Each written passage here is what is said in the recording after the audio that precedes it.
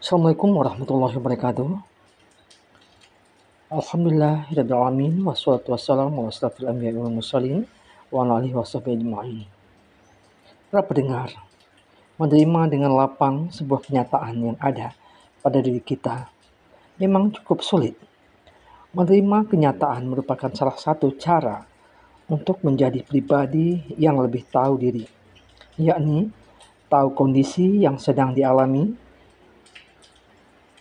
dan mampu menerima kenyataan adalah orang yang senantiasa menyadari segala tindakan yang telah dilakukan.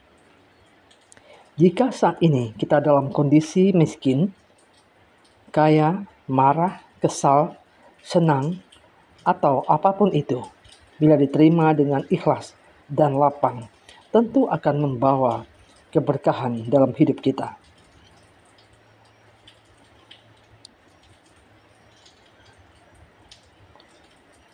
Misalnya, ada seseorang mengatakan kepada kita, "Saya kesal, Kak, karena dari kecil saya hidup miskin, tapi saya lelah karena banyak orang yang menyalahkan dan membenci saya."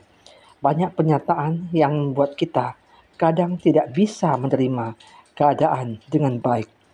Lantas, bagaimana cara menerima kondisi kita di saat ini? Banyak cara untuk menerima kondisi baik atau buruk.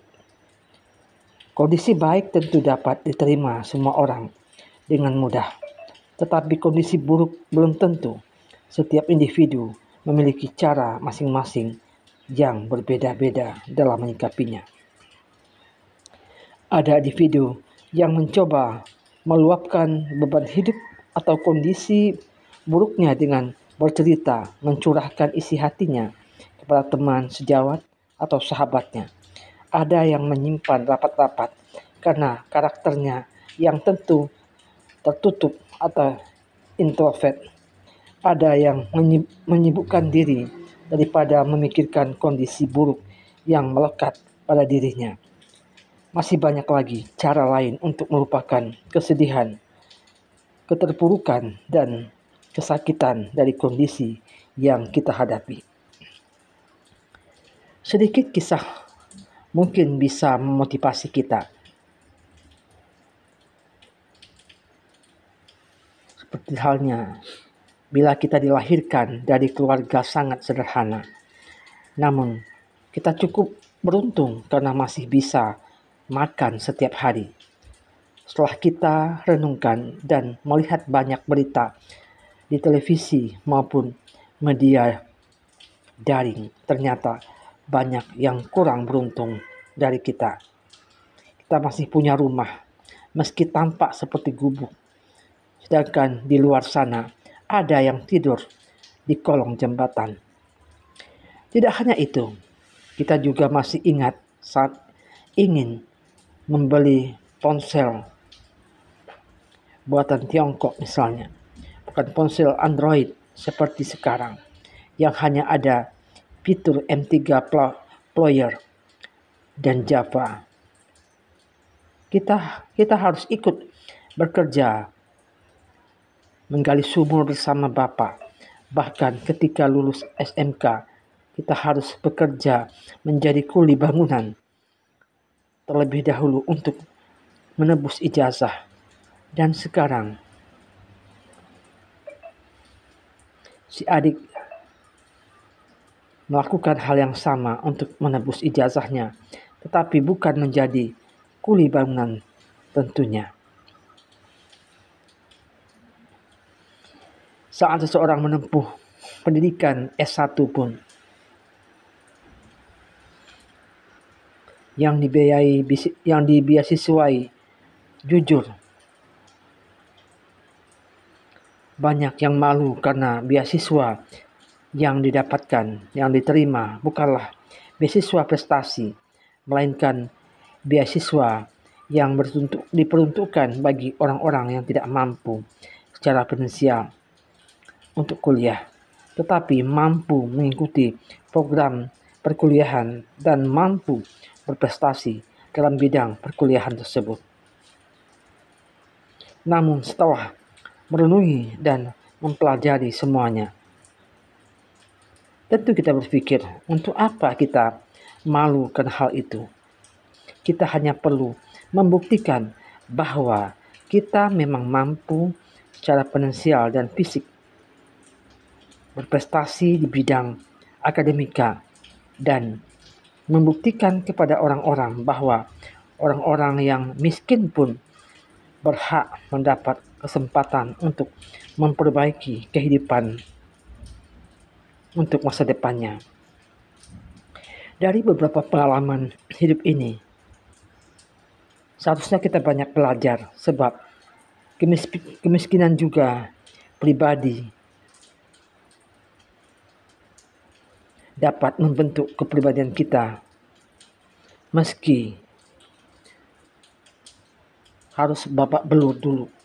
Bayangkan,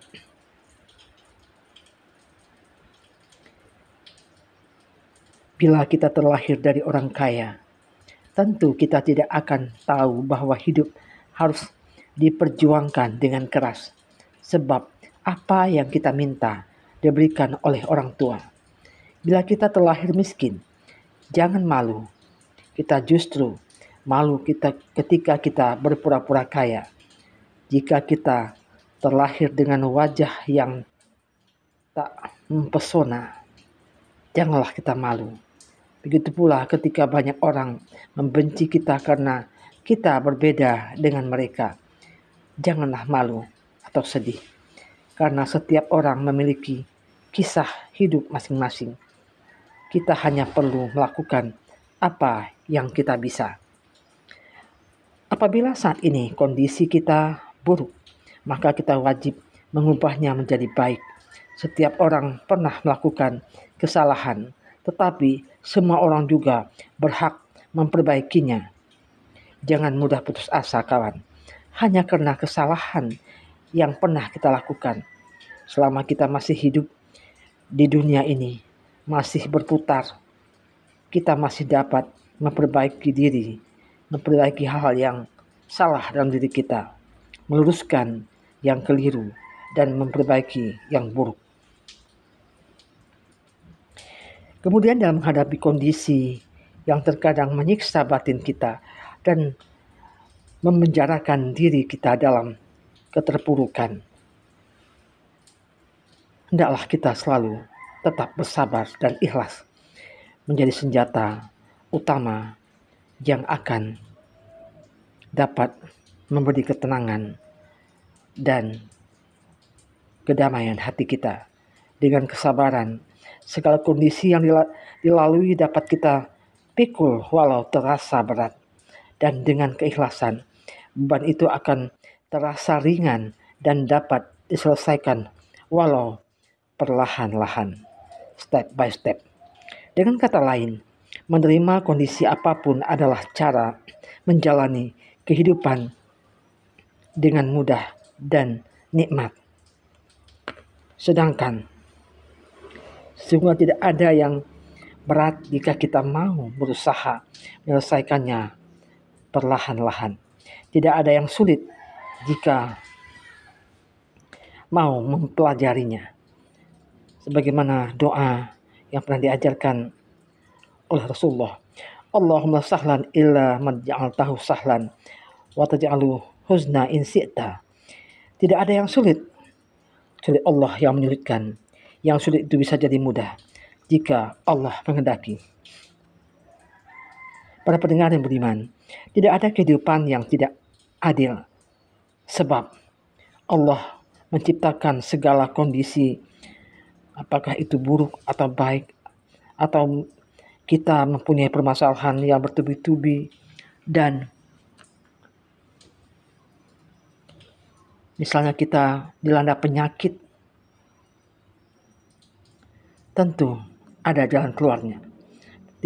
Seperti halnya penyakit, tentu ada obatnya, kecuali maut. Semua bergantung pada ikhtiar dan tawakal kita untuk mencari jalan keluar dari setiap permasalahan dan kondisi yang menimpa kita.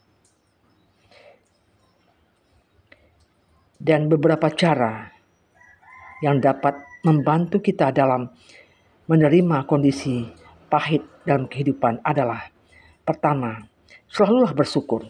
Jika kita merasa kesulitan untuk mengikhlaskan kenyataan yang ada, maka kita harus banyak bersyukur tentang apa yang kita dapatkan. Sejatinya, dalam kondisi buruk tetap ada hal baik yang bisa diambil sebagai pengajaran dan pelajaran. Jika kita hanya melihat orang-orang yang lebih beruntung saja, tentu kita tidak akan dapat menerima kenyataan hidup.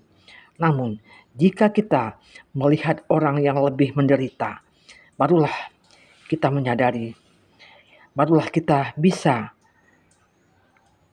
dapat bersyukur apa yang telah